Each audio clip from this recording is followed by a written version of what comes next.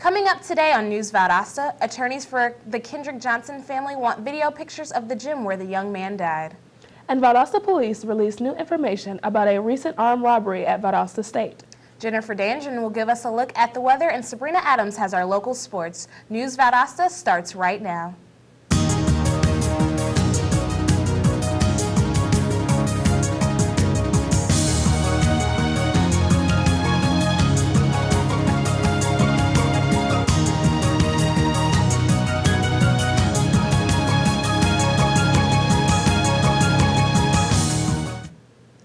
Welcome to this Wednesday edition of News Valdosta. I'm Robin Carter. And I'm Olivia Steen. Kendrick Johnson's family is pressing on with its efforts to reopen his case and to get new evidence. Attorneys for the family of Kendrick Johnson say they want access to surveillance footage from the Lowndes County High School gymnasium taken the night of Johnson's death, as they say that's the main reason they want the county coroner to call for a coroner's inquest in the death. An inquest would reopen the investigation that was shut down when the sheriff's department declared the death accidental in January. School officials have released several still shots of Johnson entering the gymnasium but declined to provide additional pictures, citing federal student privacy rights. A hearing will be held next Wednesday to determine how the legal case will proceed. The Georgia Bureau of Investigation is taking a close look at the death of a man killed by Leesburg deputies. The deputies were on their way to serve arrest warrants on the man in connection with a robbery last Saturday. The man allegedly repeatedly struck a woman in the face and made away with about $200 in prescription drugs in that robbery. When deputies went to arrest him, they say he ran from them into a vacant house where the shooting took place. The sheriff's department has released little information about the killing, except that a struggle took place. It might be a very expensive winter, so get ready now. That's the advice of the Georgia Public Service Commission. It says consumers should prepare for their winter heating bills now. Although natural gas prices are expected to be about the same as last year's, high unemployment and a generally weak economy have made it more difficult for some power customers to pay their heating bills. Local consumers are advised to check with Georgia Power on payment options, while people on fixed incomes might be able to enroll in a low-income home energy assistance program through the State Department of Human Services. A Thomasville man is in jail today facing multiple drug charges after a raid on his home. Reports say drug agents arrested 39-year-old Marcus Jones after serving a search warrant on his Stevens Street home. Officers say Jones was selling cocaine from the residence and that they found several pieces of crack cocaine, a loaded .32 caliber long handgun, and an assault rifle.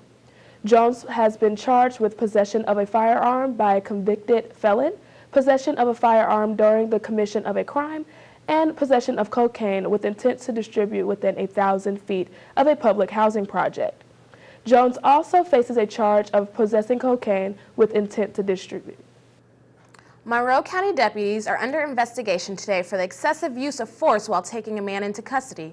The Georgia Bureau of Investigation, Jeffrey Keith Sly, was in the Monroe courthouse where he was on trial for burglary and arson. Sly had been sentenced to 20 years confinement for burglary and reportedly escaped in his vehicle while deputies were taking him into custody. Reports say Sly was involved in an accident, left his car, and then allegedly stole a Monroe County Sheriff's vehicle before fleeing again. Deputies caught him near Interstate 75 where gunshots were fired. No one was hurt by the shootings, but Sly apparently suffered injuries and the state investigation was initiated. Valdosta City Police have released more information about a man arrested for committing an armed robbery at Valdosta State University. News Valdosta reporter Sarah Wall Collins has this report. 17-year-old Michael Deshaun Humphrey has been arrested and being held at Lowndes County Jail following VSU's armed ATM robberies.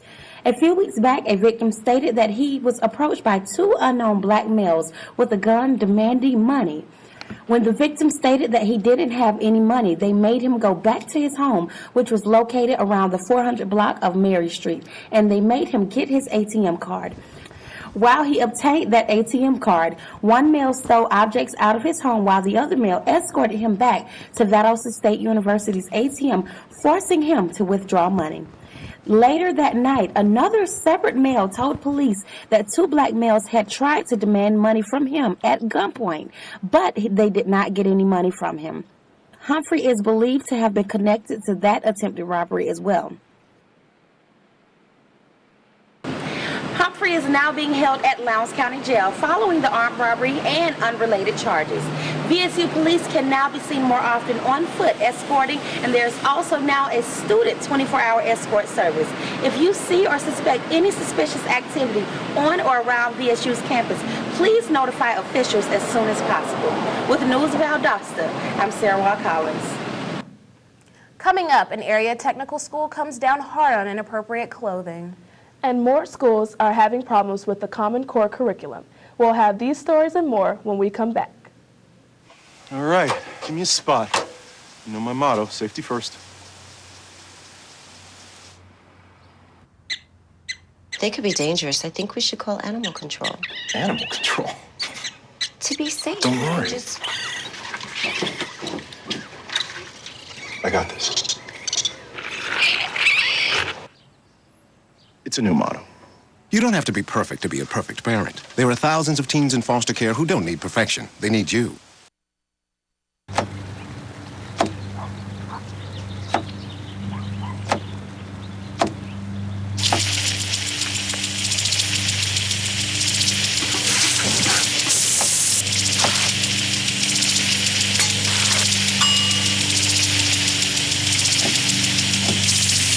Clean kitchen surfaces, utensils, and hands with soapy water. 1 in 6 Americans will get sick from food poisoning this year. Keep your family safer. Check your steps at foodsafety.gov.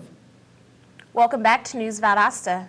How much control should your school have over your appearance? That's the question being raised in South Georgia today. A local area school is cracking down on what school officials consider to be inappropriate clothing. Students at Albany Technical College have been restricted from wearing miniskirts, tank tops, leggings, and belly-revealing shirts. School officials say that this is to maintain a professional dress code that will carry on into the workforce. Albany Tech Public Relations Director Wendy Howell says that faculty members are being told if you have students that are coming to class and they are not dressed appropriately, then they might need to leave class. Pajamas, tank tops, saggy pants, and clothing with offensive language are also banned from campus. A new reading survey is showing a slow start to what many considered a confusing teaching mandate. Common Core, a set of teaching standards designed to standardize curriculum from state to state, requires each school day to include more informational text in addition to encouraging conclusions based on evidence. The survey conducted by Washington-based Thomas B. Fordham Institute suggests that teachers have not yet overhauled reading instruction in a way that will equate change. In summary, the results have revealed that many teachers have not yet confronted the additional text requirements on the Common Core. The Common Core, adopted by 46 states, is supposed to help American students learn skills that result in success after graduation. An Albany bank is working to fight breast cancer and has already raised roughly $3,000 for the cause. Flint Community Bank is selling bracelets designed by local jewelers along with t-shirts and ribbons in observance of breast cancer awareness.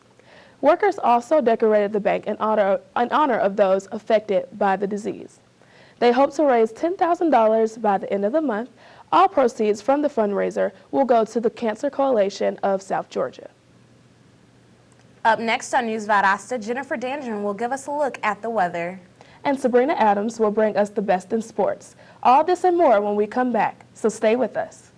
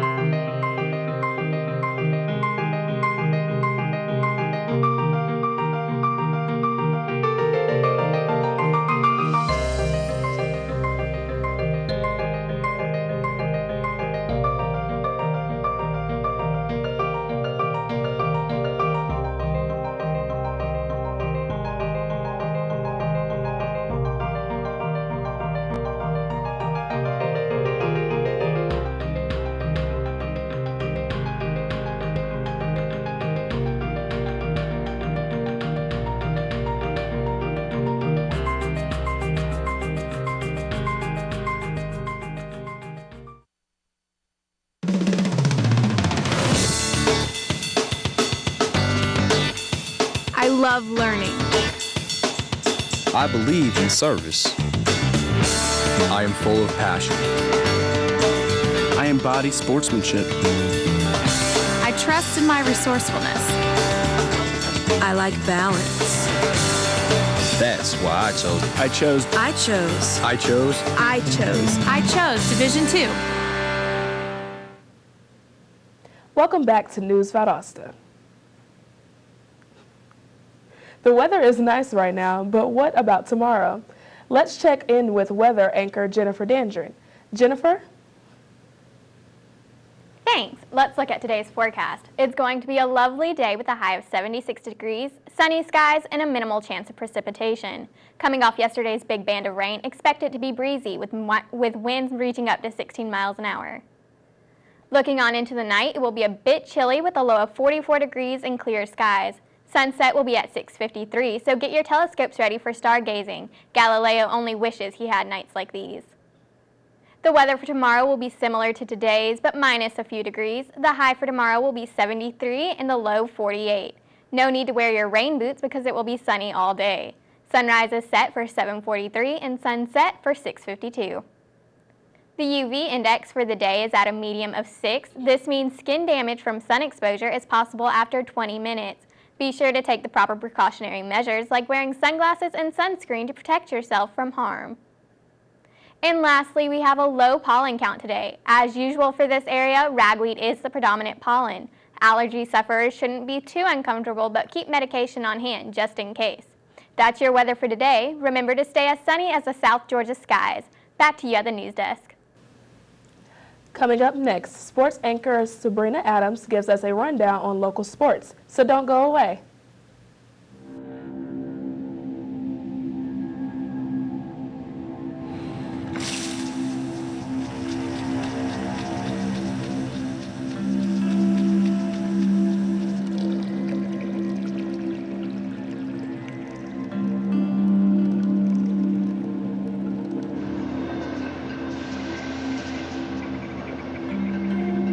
When some people struggle with their mortgage payments, they become frozen, petrified.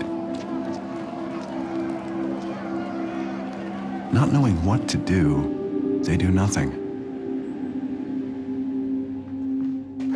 But the people who do something, the people who take action, are far more likely to get the most positive outcome. Making home affordable is a free government program. Call now to talk one-on-one with a housing expert about the options that are right for you. Real help, real answers, right now.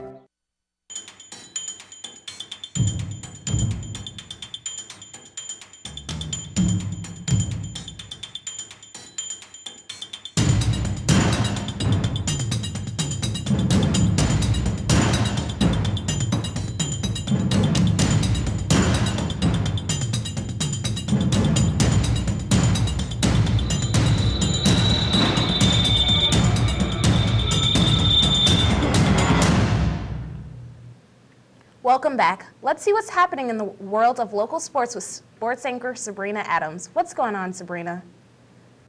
Thanks. The Valdosta High Wildcats are 5-2 and 1-2 in their region of play and are still very much alive in the state playoff race. Much of the team's success in the season can be given to the defense, which has gotten better through each game of the season.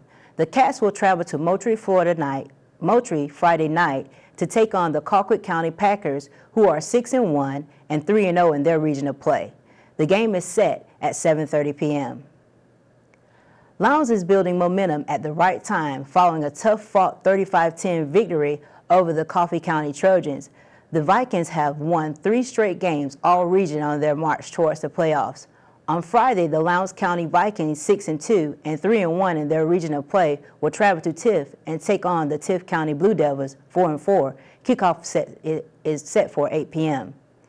The Camden County Wildcats, 6-1 and 3-0 in their region of play, will travel to Brunswick to play the Brunswick High School Pirates, 3-4 this Friday. Kickoff will be at 7:30 at the Glenn County Stadium. That's all for our weekend sports. Back to you guys at the news desk. That wraps up our program for today. Thanks for watching News Valdosta. I'm Olivia Steen. And I'm Robin Carter. Thanks for watching. Join us next time.